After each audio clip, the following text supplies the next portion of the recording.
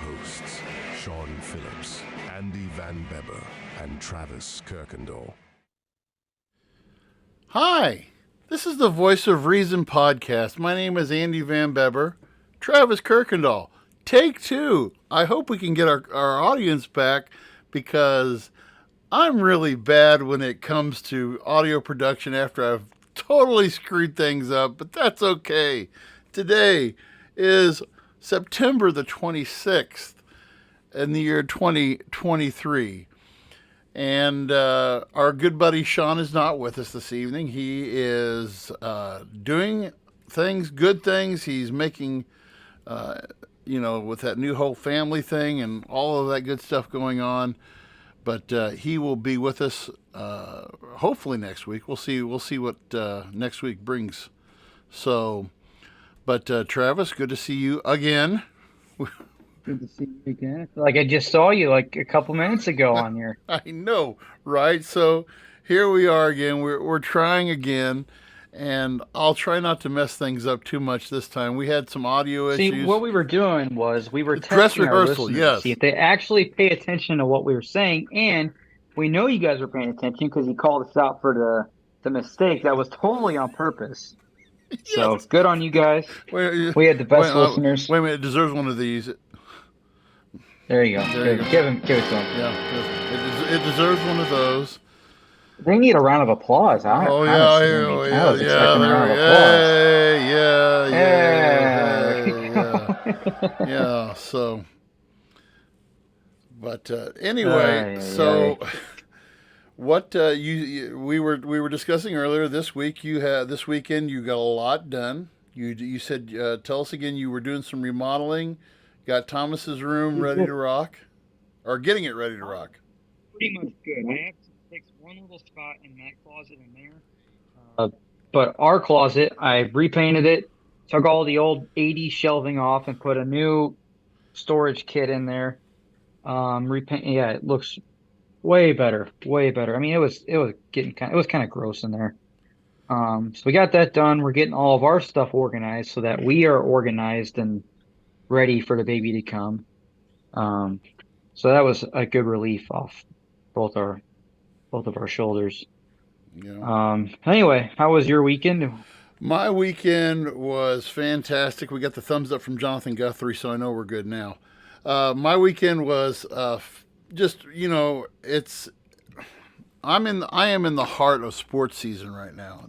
Being soccer dad, being cross country dad, being you're going to get there. I'm going to tell you this much right now. Enjoy the baby phase, because the baby phase is, you think it's high maintenance, but it actually turns into higher maintenance. That's what I've heard. It's actually, yeah. So you definitely need to enjoy this portion of child, when Thomas is born, and cherish the snuggles, the baby farts. We were at a cross country meet last night, and one of our old coaches, Ed Lindsay, was there, and he was holding his granddaughter. And all of a sudden, he makes a beeline back for his car. His granddaughter just like all over the shoulder, and that's I at the same time, I'm like, oh, I miss that. And I'm like, no, I don't. I don't miss that at all. I don't miss that at all. I did my time. I did my time. But no, we... Just wait. Your time as a grandparent's coming. No, don't. No. So, but, yeah. No, but weekend was good. DJ to dance wedding reception on Saturday. Shout out to the Crystal and Joseph Gates. Congratulations. They are frequent listeners to the Voice of Reason. We thank you for selecting one of our sponsors, Van Beber and Son DJ Service. Thank you for that sponsor. Shameless plug right there. But we did do some DJing this weekend. Bryson and I had, Bryson did not attend, But the next 3 weekends are just tied up with everything. If Jonathan still is on, he knows that we get to go hang out at the old swimming pool. Our kids will be doing the old swim meet this weekend and all this other fun stuff. But anyway, on to tonight's topic. We're talking about we were speaking earlier when we had all of our audio mess ups. Let's talk first of all, real quick. I want to get into what is the status, where are we at right now with the government shutdown? What's things looking like on that front right now? Yep. Yeah, we wanted to do a quick update on this because it was something we touched on last week. So from my understanding, according to the interwebs, 4 bills were passed through the House. So this is a good thing because it shows that, hey, we're finally coming to getting some common ground here and finally getting some stuff pushed up. The problem is the Senate obviously is still controlled by the Democrats, and they are not quite happy with the amount of spending cuts that were agreed upon in the House. And now these 4 bills related to Department of Defense, Homeland Security, State, and Agriculture for the next year. So it's still looking like this is going to be a shutdown. According to this article, Democrats in the Senate are working on their own solution to avoid a shutdown. They're working very hard, I'm sure, for all of us. And yeah, it's not looking great. And I don't know if you noticed, because I checked the stocks, the Dow dropped like 300 points today. So kind of anticipation with shutdown, and then also the Fed, and it's all the great stuff that goes with that. This whole thing about I hate to think what's this going to do in terms of inflation? What's this going to do in terms? I mean, we've already discussed that we think that the economy is going to be going to hell in a handbasket anyway, with all of this mess going on. And did you see? I don't know if we touched on this. Did you see Michael Burry's huge bet against the U.S. economy? Yes, I did. Billion. Did we touch on that already? Was it $1 billion? Was it $1 million? I want to say it was 1.4 billion. Yeah. He was the one who bet on the 2008 economic free fall, and he made out like a bandit in that one, and he'll make out like a bandit. Great movie, huh? Great movie. Oh yeah. The Big Short. I love that movie. Yeah. So yeah, this isn't looking promising at all. So we'll see what happens. I mean, I saw videos today of like Matt. There was some headline with Matt Gaetz, leading the whole far right charge. Matt Gaetz he can mark off an acre of my hindquarters and he can kiss it all, because he is not part of the solution. He is part of the problem. And we got it through the House, but again, we'll see what happens in the Senate. Something we address. I want to address later on, but I mean, I don't know. Yep. But UAW too, man. Our brothers over at the UAW. What kind of things are they looking for in this strike right now? So I figured out how this originated. Actually, I don't know if I don't think I shared this. Did I share this in the text with you guys? So I don't know if I did or not, but I was talking the foreman I'm working for right now. His friend works in United Auto Workers. He's part of this strike. Okay. Supposedly, UAW found out, and I just looked it up, and it's true. The GM the CEO for GM, found out that she has a $30 million salary. Yes, she did share that. And so UAW, that was like the big ticket for this. So that's why they that's why 13,000 workers went on strike. And they're demanding, I thought it was originally a 20% increase in pay for a 4-day work week with increased benefits. But I'm reading here, they're demanding a 40% increase in pay with improved benefits. And isn't over the next what? Isn't that spread out over the next 4 years? I don't know. I don't know if that's going to be usually how at least our union contract is. I've noticed it's kind of spread out for a few years, like from this date in 2020 to 2025, your wage will increase by this amount every year. And I don't think so forth and so on. I think I read somewhere that that's going to be over 40 years, but or 40 years. 40% over 4 years, I believe, is what I read on that. And then something else too. They were wanting more stock options, stuff like that too, weren't they? I didn't see anything about that, but again, they wanted more benefits, so I'm assuming that's part of that benefits package that they wanted. But also too, I didn't see it in this article, but when this first came out, they were demanding a 4-day work week for the same for more pay. Um, Yeah. Now from what I was told, the UAW was offered a 21% increase, and they denied that. Said no, we want more. We want what we asked for. So I don't know what's going to happen with that. Obviously, Biden went to the picket lines today and was telling them, keep protesting. We're going to basically telling them, you're going to take it to the man, and you guys deserve to make more money too. And I'm a little conflicted here, and of course, I believe in capitalism and that if you work hard, you can, you deserve to reap the benefits of the hard work you put in, right? Yeah. However, that being said, for a company like this, and this was kind of the consensus from the guys I worked with,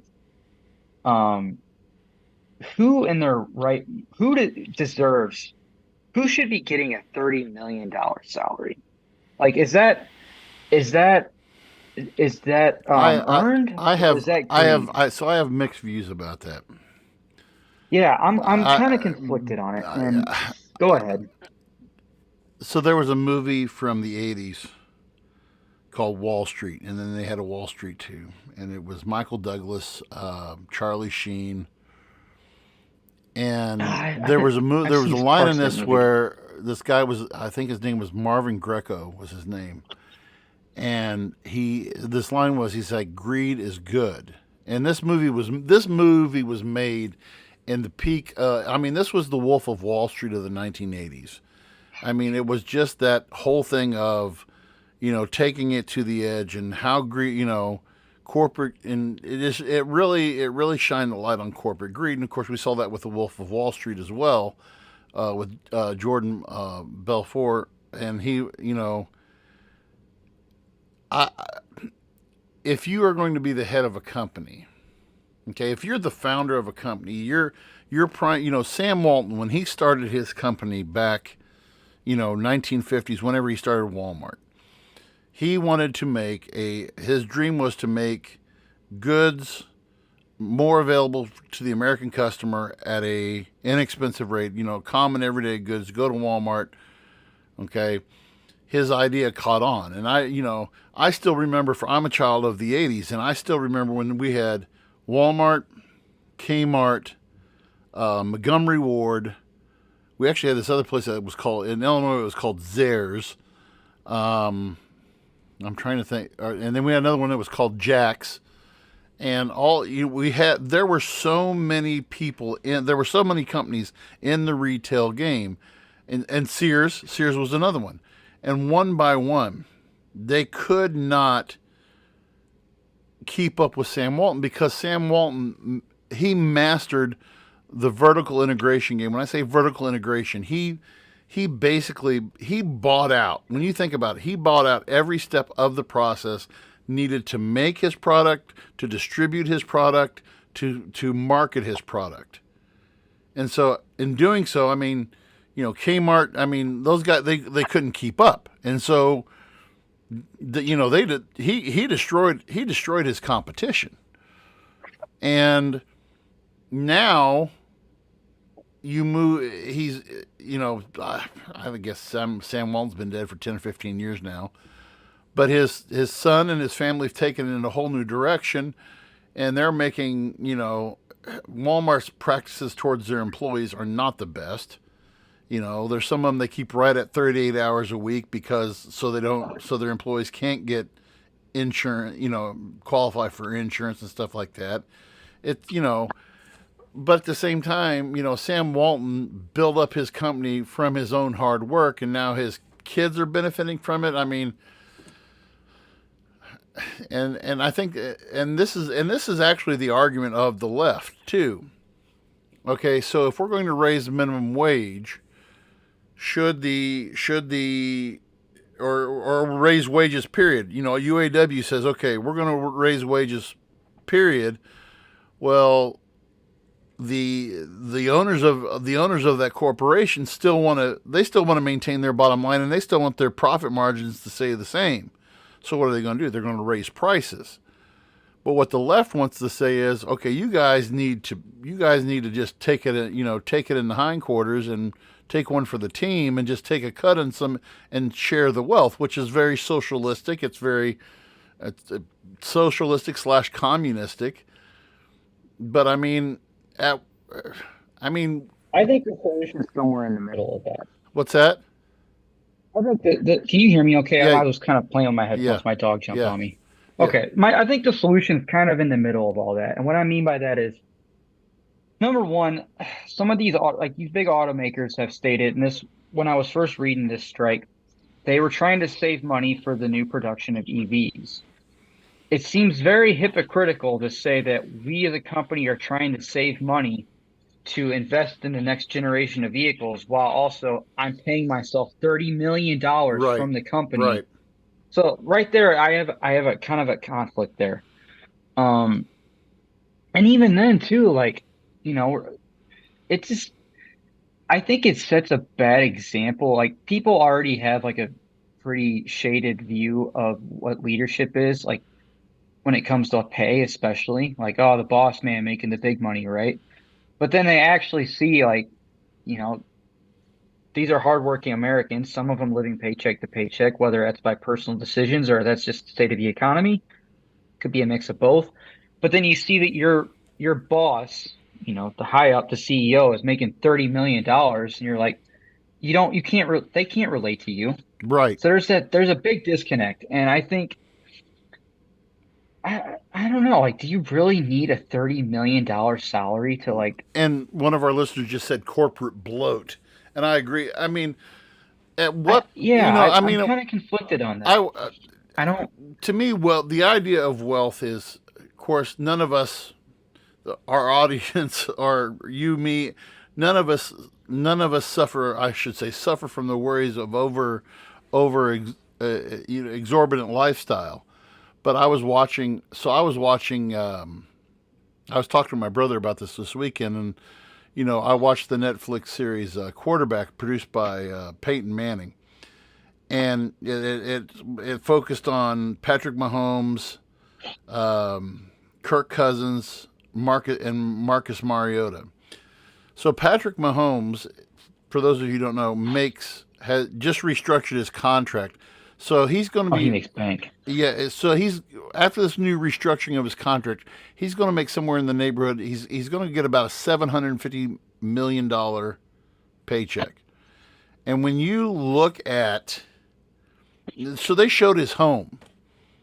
You know, he's got a 10,000 square foot home. He's got basketball court. He's got a lake. He's got, and at what point do you say is there much of a difference between how much of a difference is there between a 100 million lifestyle and a 500 million lifestyle?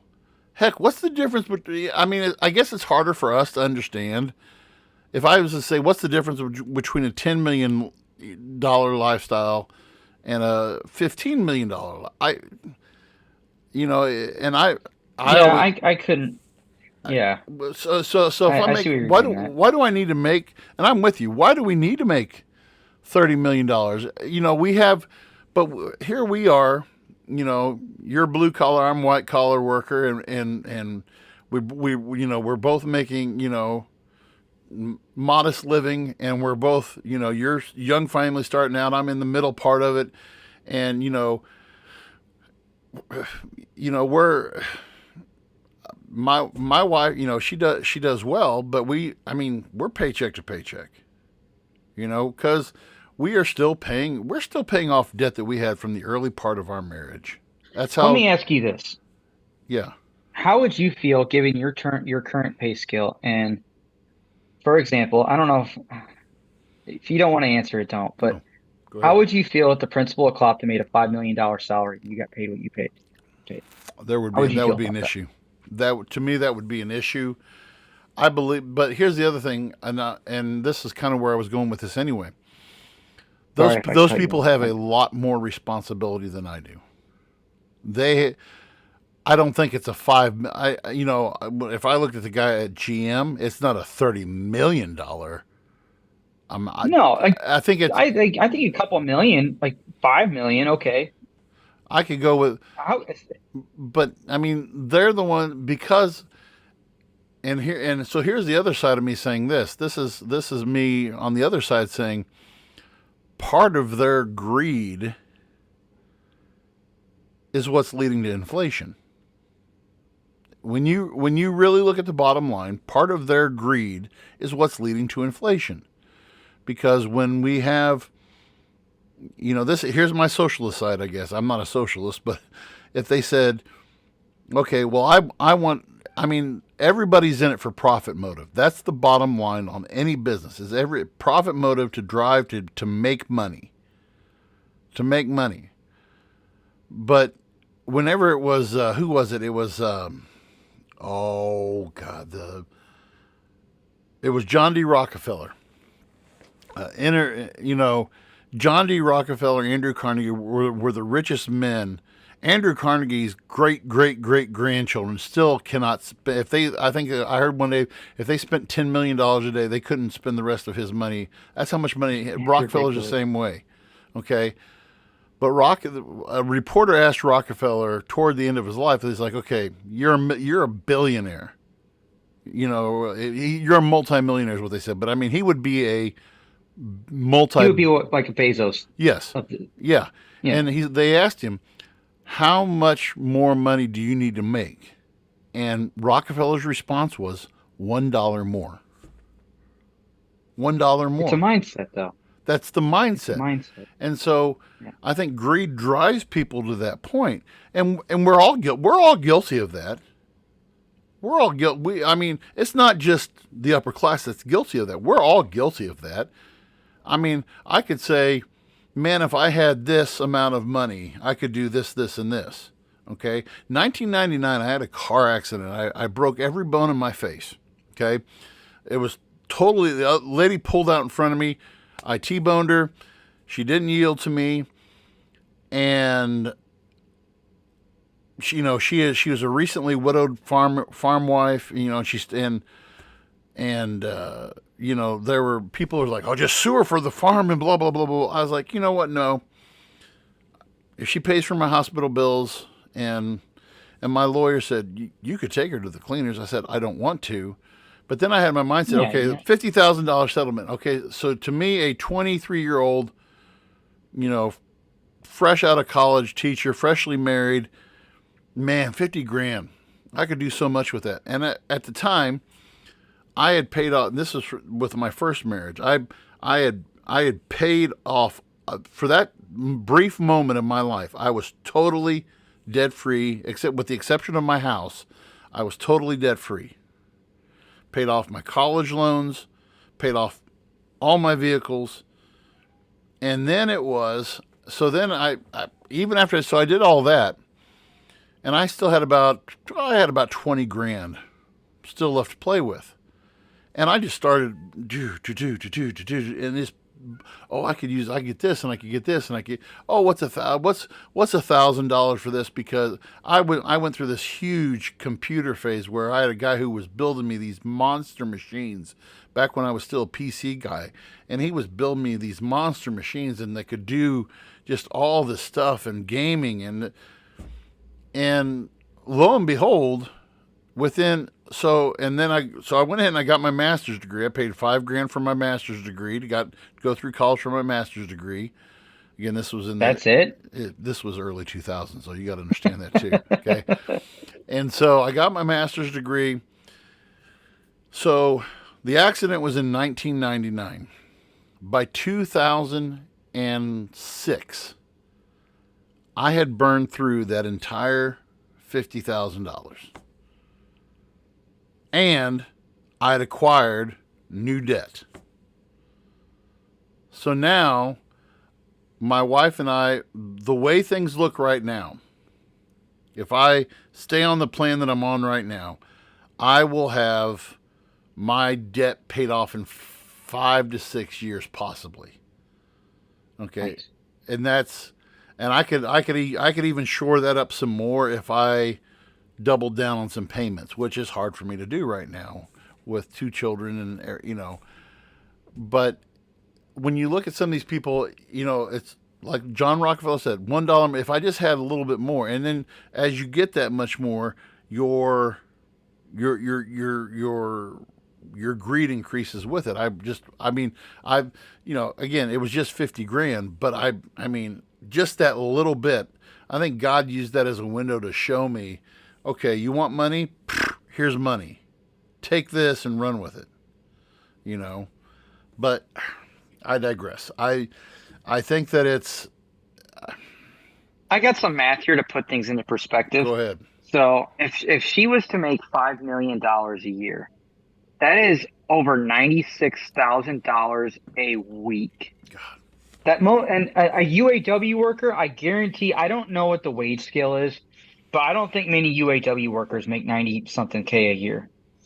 But I haven't seen the pay scale. I was trying to look it up earlier. I couldn't find it. Now let's do let's do 30 million divided by 52. Oh, too many zeros. Divided. Yeah, so 30 million divided by 12 months. Or no, 52. God, 52 it's been a weeks. long day. Forgive me. So 52. So $30 million. She is making currently $576,923 a week. A week. Yeah. So I have to side with the workers on that one. Yeah. But that being, I'd have to side with them. Now, 40% increase. Again, I haven't seen the wage scale. Personally, I think they should have taken the 20%. And I'm sure it's still on the table. I'm sure at this point they're trying to do whatever they can to get people back in the shops and working. But it doesn't sound like they're going to budge on 40. So this could be a long strike. It's going to be, yeah. So let's get into this one. You were wanting to talk about. Well, and this kind of blends in with it. How we view other people.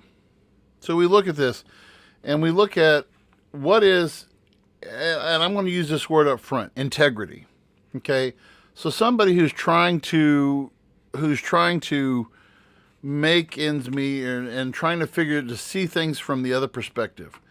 When we look at integrity, when we look at people's character, when you look at somebody who's making $30 million or whatever, character to me is more important than any amount of wealth. Let me say that again. Agree. Character is more important than any amount of wealth that you can put out there. Okay?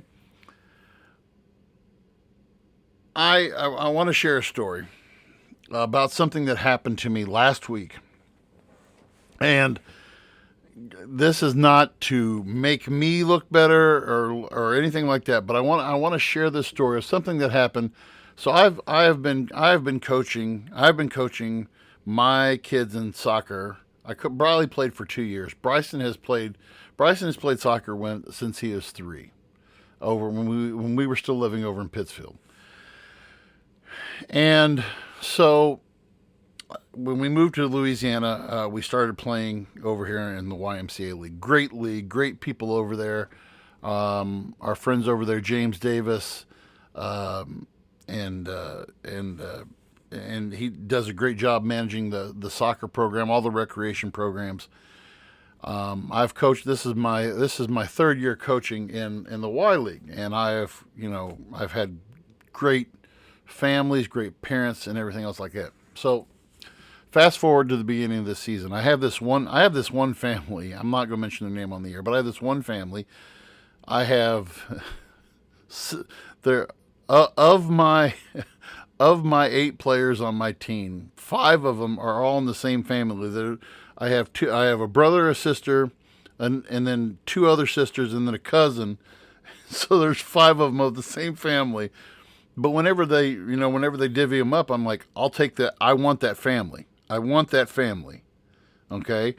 And then we have my son, and we have a young lady from Bowling Green, and then one of my former players from Pittsfield who I absolutely loved. And this would have been her last, me and her family, her mother. Her mother used to take Bryson to daycare way back in the day and everything. We go way back, and I always kind of hinted at him during swim season, hey, have your daughter come over and play soccer with me one more time, because I used to coach her back in the day. So we have a great team, and we're winning a lot of games, and we're doing good. So the first week of season we're playing, and not to get into too much of the logistics of soccer, but there's this one point where we commit a foul. We handball, ball hits our hand. And depending on where you do the foul at, if it's inside the goalie box, it's what's called it's a penalty kick. It's a penalty kick where it's just the goalie and the kicker, and it's 1-on-1. If it's outside the box, then it's a free kick. You kick it and try to get into play. So the penalty is committed, and the referee says, hey, it's, they were outside the box, and it's outside the box, and this is what it is. So it was just going to be a free kick. He's like, no, they were in the penalty box. They were in the box. It's a penalty kick. It's a penalty kick. It's a penalty kick. And I just looked over at the referee and I said, were they in the box? And he said, no, they was outside the box. He said, and so the other coach was like, stop trying to manipulate the referees and blah, blah, blah, and all this other stuff. And I looked back at the referee and I said, am I manipulating this? I don't want to manipulate this. And then, so after the game, so we end up winning the game. We were winning the game, by the way. And again, not to brag, but we were winning the game 15-5. I could care less if it was a free kick or a penalty. I could care less. Okay? We're not going to lose this game. So after the game, the guy's like, well, I love you, but I know what you're trying to do. I know what you're trying to do. And I was like, oh, okay, sorry. So we go by 2 weeks, we didn't play him. Played him last week. Played him last Thursday. And I go up before the game, try to shake his hand. He just kind of gives me the wet fish handshake, bleh. Okay, because we usually talk before games, and I talk with the other coach, and I'm like, oh, okay. And so we go, and we win the game. We win the game 9-4. And actually, for like the last 2 minutes, I just had my guys. I said, we don't need to score, just pass the ball around. So after the game, he gives me the wet fish handshake again, and he says to me, I'm like, hey, coach. I won't say his name. I said, coach, come here. And after I gave my speech to my players, sent them home, it's just me. And actually, my wife was there, and the YMCA guys are putting stuff away. And he says to me, I said, "Are we okay?" He said, "No, we're not okay." All right, what's going on? He said, "You revealed your character to me 2 weeks ago. I saw who you really were." And there's one thing you do not do to me. Actually, there's two things. You don't talk bad. If I'm on it, you've known me for a good part of your life. And a lot of people who know me, and again, not to brag on me, but I'm very transparent. What you see is what you get. And I'm like, excuse me? He said, I looked up to you and I respected you and what you did in trying to do all that stuff, and you talked behind my back. I was like, what do you mean? When you asked the ref if you were manipulating the game, I know what you were doing. You were trying to get him on your side, and you're just a bad character. And so, pardon my French, but I lost my shit. Lost my shit. I go off on this guy, and I said, "You don't know me. Oh, I've been working with you, and I've been working with him through the Y for about 3 or 4 years, but we've never." Went out to dinner, Dos Primos or anything like that. And so what really angered me is that, and it was a bigger reflection to me. And by the way, my wife, thank God for Janine Van Beber being there, because she said, go home. she's looking at me and she's like, my wife very seldomly gives me the look, but she gave me the look. Go home. Go home. And she was there, and I went home that night, and it was a 2 sleeping pill night. I wanted just to forget. And so the next morning I wake up and I'm distraught over this guy that I barely knew, that I barely know. He's an acquaintance. He's not a friend. He's an acquaintance. But it bothers me that this is what our society has come to. Okay? I want to play this video. This is something, and this is actually something that came up. We actually do what's called character education in our school. And this was a video that came up we do a lesson twice a week. And this is just a short video. And I want to play this, and I want to get your guys' feedback. Those of you on the chat page, I really want to hear from you guys on this as well. So let's just listen to this video just for a second. A.D. Williams once said, "Imagine what 7 billion humans could accomplish if we loved and respected one another." Just imagine. Imagine if there was no greed. Imagine if there was no comparison. If everyone was running their own race, but cheering for all others at the same time. Maybe we'll never see that in our lifetime. But what we all can do is start with ourselves. Start with yourself. Choose to lift others up. Choose to set the example of kindness and integrity, the example of compassion and understanding. There's a quote that says, "No matter how educated, talented, rich, or cool you believe you are, how you treat people ultimately tells all." Integrity is everything. It really is. Who you are is far more important than what you have, and it will always be. Who you are is measured by how you make others feel. Be kind to each other. In a world where you can be anything, be kind. Choose to be the change you wish to see in the world. Decide you will not wait for someone else. You will set the example. Be kind. Because you never know how much that person is suffering inside. You never know the difference your words can make, the difference your presence can make, the difference you can make to one human life. Be the reason someone believes in the goodness of humanity. Be the reason someone else decides to make a difference in others. Be the influence you want to see more of. Always do what is right, not what is easy in the moment. Kindness spreads like a virus. When you do good to another, that person does better to those they come in contact with. You really can make a big difference in the world today and every other day. Anne Frank said, "In the long run, the sharpest weapon of all is a kind and gentle spirit." No one has ever made themselves great by showing how small another is. Be kind and always build others up to the best of your ability. Treat everyone with the same level of kindness that you would like for yourself. Not because everyone is nice, but because you are. Because karma makes no mistakes. Because it is right. Because you have integrity. Because you want this world to be better when you leave than when you arrive. So, I see that, and it's, some people are like, oh, groany, groan, groan, groan. And that to me spoke volumes to me today. And a lot of what came in from that video, when I watched it today, I was like, this explains, and this goes perfectly with what you talked about earlier, with because we are not interested, I think as human beings anymore, we are not interested in the well-being of others as a whole.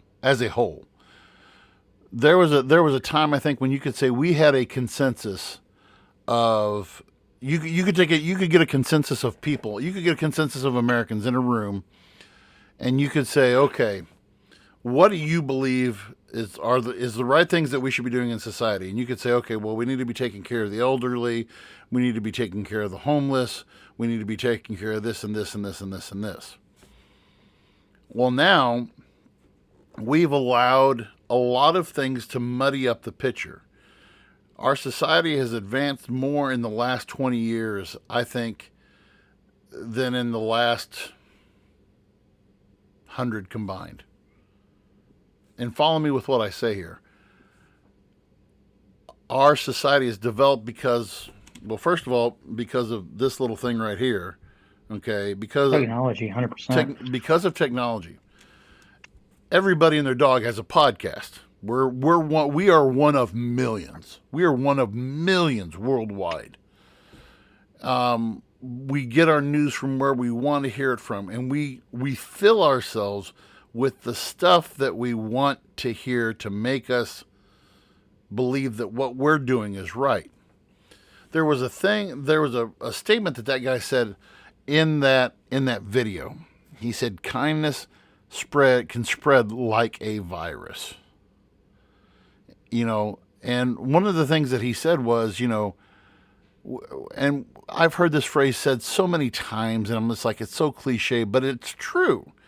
If we want to see change happen in our world, if we want to see change, it has to start somewhere. It just can't manifest itself just poof out of thin air. And I tie this back to my story of what happened to me. So this is a to be continued. Okay, I have to face this guy 2 more times this year. My team has to face his time. And so I was faced with okay, what am I going to do now? How am I going to approach the situation? Because when we last met, I was storming off the field. I was mad as I could be. I was pissed off, and I was angry at this guy because he made a snap judgment about me. And maybe it was something that I triggered in him. And I think that's another part of it, is that I have to see things from his shoe. Maybe there was something that happened to him earlier on in his life, and he saw something in that brief moment of me that triggered some PTSD or something from way back when. Okay? So now, when I move forward, as I move forward, what am I going to do with this? Okay?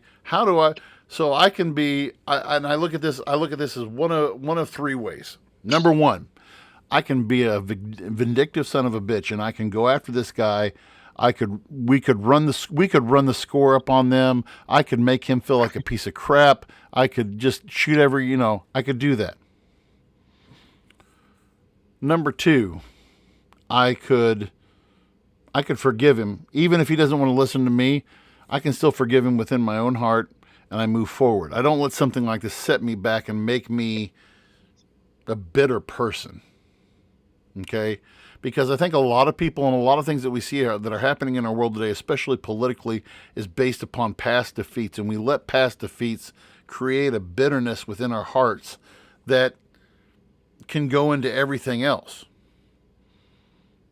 And thirdly, so I could be bitter, I could forgive him, or I could just, still forgive him, be kind to him, exchange kind words, and move on with my life. Because if I let one moment in time by one person who I barely know define who I am moving forward, that can create, that could just cause, this is what you call you have these watershed moments in your life when something happens to you, and if you let it define you and you let it send you down a path that you don't want to go, it can later on down the road, who knows what kind of catastrophic or even just disaster effects in your own life if you allow that to define you. Does that kind of make sense to you? When people look, let me ask you this, Travis, how much do you, when you hear people say stuff, or people refer to a group, or they refer to a group in which you belong to or whatever, How much do you let that affect you? I try not to anymore. It's something I'm trying not to dwell on when it comes to stuff like that. Um, Specifically in this instance, if it's like directly involving me and someone else, I've realized that um, you're not going to make everybody happy. Mm-mm. Some people are just not going to like you, and you don't have an obligation to make them like you. And you can, like you said, you can forgive them, but that person doesn't really need to be. You don't really need to associate with them either. So you know. Um, in this instance, granted, I don't know this individual you're talking about, so I wasn't there. I didn't see what happened, but I just would not necessarily avoid the situation, but make, I wouldn't even try to make amends, really. Yeah, Because again, some people you're just not going to make right. happy. It is what it is. Not everyone's going to like you, and Now, trying to be a people pleaser all the time oh, be very detrimental to right. yourself. You know. Okay. Now, here's the other point that I want to tie this in with what we talked about earlier with UAW and with everything else, and with our own country, with the government shutdown. Mhm. At what point did we get to the point where we did not want to work with each other for a common goal? I mean, if you look at UAW, the situation with the strike, if you look at our country, are we truly working for? Can we honestly say that we are working for a common goal in our country anymore? No, no, absolutely not. Nothing. Why do you think that? I want to hear why you think that, and then I'll say what I'm with you. But go ahead. I think this is just, it's a large example of it, but people as- are guilty of putting themselves first now. It's what can I get for me? Like um, and even with that, I mean, there's a lot of what can I get for less? You know, how much can I get for the minimum amount of effort? I see it at work all the time. I see it with the immigration stuff that's going on right now. People are coming here getting $2,000 a month, paid housing, paid food, all these other amenities, and Not doing anything. they're choosing not to work. Right. Like they are choosing not to work because the government's giving them these things. Again, it's that mindset of what can I get? What can I get for me? You know, what are you going to do for me? Is a mindset I see a lot of now. Especially with, I mean, we look back at the Great Resignation, that Yeah. whole phase. Oh It man. was a lot of that. It was a lot of unhappy employees leaving. And it became the mindset of, what is this company going to do for me? What incentives are you going to give me to work for you? And I think There. there, I believe in that to an extent. Yes. Yes. I was going to say that. Um, and at the end of the day, your company has to make money because the company doesn't make money, no one makes money. Uh, or you find out you work 30 years and you no longer have a pension, right? Right. So I really think it's the society as a whole is very single-minded greed. And from I mean, I'm even guilty of it on some things. You Mm-hmm. know, we were talking about when the Rockefeller mindset of like chasing the dollar, you know, one more dollar. I mean, Mm-hmm. that's a very American mindset, you know, getting that in overtime, getting that extra check, trying to get that extra, you know, whatever, more, more, more. It's a capitalist mindset. What Well, I think that with all this, yeah, I think that's a big part of it. when I go back and I look at where what the what drew us together. You know, I look at three main events in this country that brought us together in the common mindset. First thing was the Great Depression. You know, and Oh, big time. there's still, and I encourage people, if you know somebody who is in their late 80s, early 90s, if you, man, talk to those people. I encourage my kids all the time, talk to those people and listen to the stories. my mom would tell me stories on how my grandmother and the lady down the street would put together, they would save up, just change from here and there, and they'd put a little bit, and at the end of the month, they would put together 50 cents, they would put 50 cents together, and they would go down and they would buy a big, like a 5-pound loaf of meat hamburger from the butcher, 50 cents, imagine that. But they would split that, and they would work together. Why? Because they had a common problem. We don't want to go hungry, and people were, my mom told me stories of how my grandmother, the old home place was right, 100 yards from a railroad track. And my grandmother would have, there would be hobos who would ride the rails, who would come by, and my grandmother, they would offer, hey, can we sharpen your knives? Can we pick up the sticks out of your yard? Can we? And my grandma's like, you don't, here, let me, my grandma always made stuff from scratch. And they're like, no, ma'am, we're going to do something for you just so we can earn. And it brought people together. The second thing I would say is when the bombing of Pearl Harbor, Americans were mad as they could be. How dare this attack come on us? And it drove us through, World War II. It brought our country together, and we worked for a common goal. We're going to defeat the Nazis. We're going to defeat the Japanese. And then, after World War II, the picture started getting cloudy a little bit. We were kind of confused on who's communist and all this other stuff. Fast forward then to 2001. We just celebrated the 22nd anniversary of 9/11. And I'm old enough to, I remember where I was at, what happened, and at that time, we were coming fresh off of a country being split by a polarizing guy by the name of Bill Clinton, who had just spent the time, making Republicans hate the Democrats and Democrats hating the Republicans. It was kind of the beginning of that.